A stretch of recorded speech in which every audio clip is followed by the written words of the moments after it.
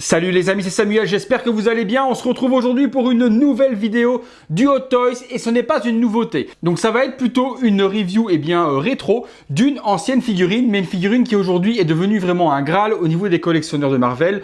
De 1, suite au décès forcément du personnage de Stan Lee que vous voyez sur la boîte. Et de 2, car c'est une figurine qui est devenue aujourd'hui très rare et très cotée. La figurine c'est la MMS 327, autant vous dire qu'aujourd'hui on a passé les 500 MMS, donc c'est vraiment une ancienne figurine qui doit avoir, si je dis pas de bêtises, 3 ans.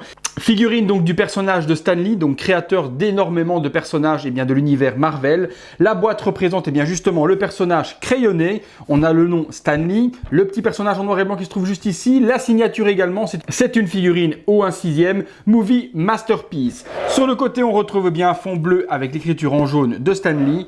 Même chose sur l'arrière, on retrouve du bleu avec de l'orange cette fois-ci, l'étoile et la signature de Stan Lee et les warnings habituels. Et on a également sur le dessous sa signature. De l'autre côté, on revient sur la même chose, du bleu et du jaune. Sur le dessus, on a l'étoile avec la signature de Stan Lee. Et sur le dessous, pareil, la boîte, elle s'ouvre, elle, sur un slipcover vers le haut, comme ceci. Hop, que voilà. Qu'est-ce que l'on retrouve? Une boîte vitrine qui nous représente la figurine. Blanche et noire pour la boîte avec même chose l'étoile et la signature de Stan Lee. Sur l'arrière, le cast and crew, donc qui a fait quoi? Sculpteur, éditeur, les vêtements, etc. Donc tout est vraiment représenté ici à l'arrière avec le visage crayonné de nouveau en noir et blanc et le logo.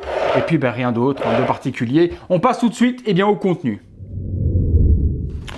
Contenu de la boîte, donc figurine comme je vous ai dit qui est très rare aujourd'hui et elle s'arrache à plus de 850-900 € sur eBay et aux petites annonces on est entre 700, 800, 900 € également, donc vraiment quelque chose qui est devenu un Graal. Et comme je vous ai dit, beaucoup ont profité forcément malheureusement de la mort du personnage de Stan Lee pour transformer cette édition en collector. C'était déjà arrivé avec les figurines de Michael Jackson, avec les figurines également d'Elvis Presley, tout ce qui existe au niveau de personnages lorsqu'il décède. Ça a été la même chose avec la princesse Leia aussi. Les figurines explosent en cote. C'est vraiment un petit peu dommage de faire ce genre de choses. Et également, des sociétés sortent également des nouveaux personnages aussi quand un personnage décède, afin de surfer sur la mort et sur l'événement du décès de ce personnage en question. Alors, la boîte, elle s'ouvre comme ceci. Ça représente tout ce qu'il y a là-dedans. Donc, on a le personnage, des lunettes, une chaise, mais on va découvrir tout ça ensemble comme d'habitude. Alors, les accessoires, on est parti. Il y a 2 paires de lunettes. Une paire de lunettes de vue classique avec des verres totalement normaux. Et puis on a une version avec des lunettes de soleil. Donc les lunettes avec un verre un petit peu fumé jaune comme porte Stan Lee, généralement quand il est en déplacement en extérieur. Qu'est-ce que l'on a d'autre? On a sa montre. Hop, je regarde. Ah, j'arrive pas à l'attraper. Je vais y arriver, voilà. On a une montre, quelque chose de totalement basique, donc une petite montre grise avec l'heure. Quelle heure il est marqué dessus? Tiens, je vais regarder, ça me semble intéressant de savoir. Alors, quelle heure il est marqué dessus? Il est sur la montre 19h15 ou 7h15 du matin. Pourquoi 7 heures? Bonne question. Si vous savez pourquoi il y a 7 heures, est-ce que ça a une influence particulière? Vous me le direz dans les commentaires pourquoi avoir choisi 7 heures de 7h15. Qu'est-ce qu'on a d'autre? Alors, il y avait un stylo, il est là. Il s'est barré dans la boîte. Donc il y a un stylo, donc c'est le stylo officiel qu'utilise Stan Lee pour signer les autographes. Donc on a un joli petit stylo noir et or. On a ensuite des pegs habituels, mais ça on s'en moque. On a des petits boutons supplémentaires pour la chemise au cas où on viendrait en arracher un avec un ongle, ça peut arriver. Une chaise, donc une grande chaise de directeur. Vous savez, c'est les chaises de réalisateurs qu'on retrouve sur les plateaux ciné, plateaux TV, ce genre de choses. Donc une chaise qui est toute en bois. C'est la même chaise. Oui, c'est la même chaise. C'est la même chaise qu'avait une figurine de Bruce Lee. Donc Bruce Lee avait totalement la même chaise, sauf que la partie arrière ici de tissu était complètement noire. Il n'avait pas la signature de Bruce Lee. Ici, forcément, il y a la signature de Stan Lee dessus. Donc une superbe chaise sur laquelle on pourra poser la figurine. Qui, à mon avis... Ah oui, ça se plie également comme ça. Voilà. Donc on a la chaise pour venir poser ses petits pieds comme ceci. Alors, qu'est-ce qu'on a d'autre? Différentes mains.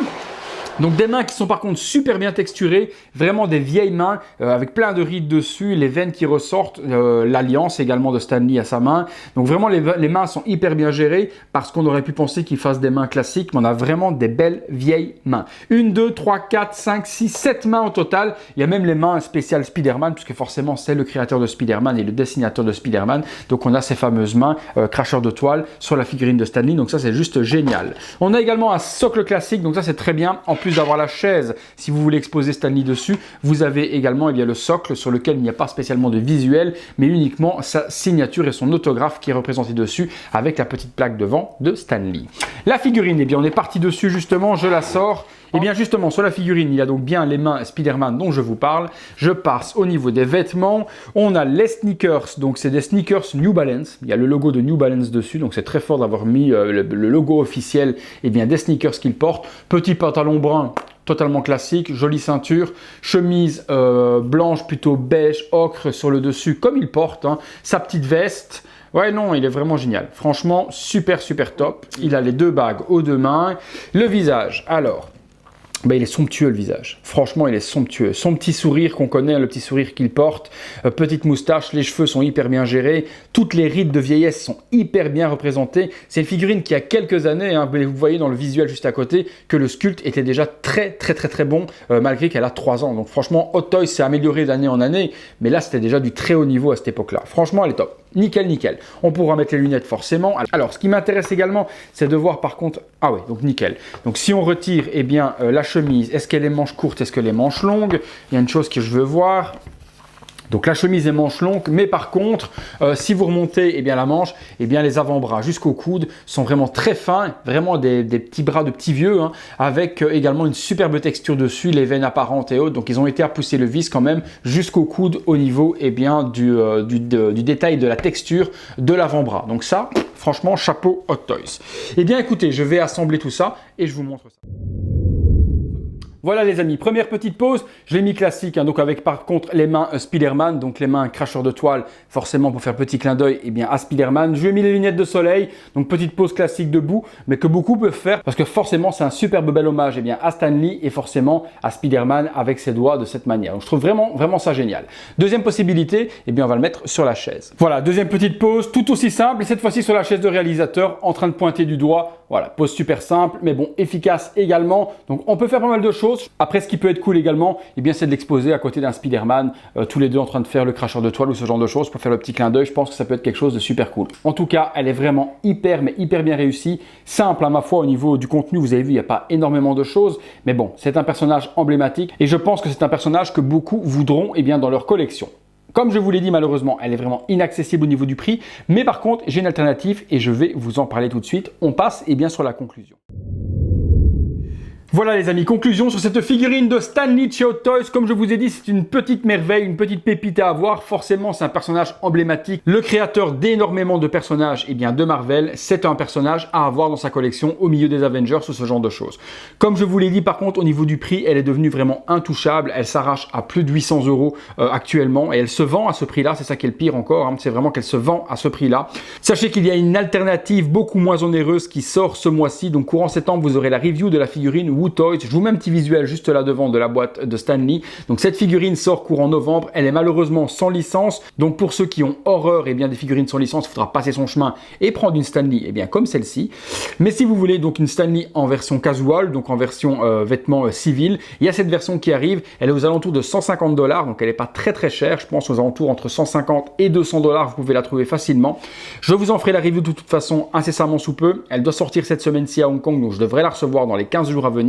Et cela vous permettra de voir si vous voulez franchir le pas plutôt que de prendre celle-ci. Celle-ci, c'était surtout une review rétro pour vous montrer ce que Hot Toys avait fait dans le passé. Moi, je n'ai pas cette figurine-là. Elle m'a été prêtée pour la review. Mais par contre, j'aurai la version Hot Toys de Stan Lee pour ma collection personnelle.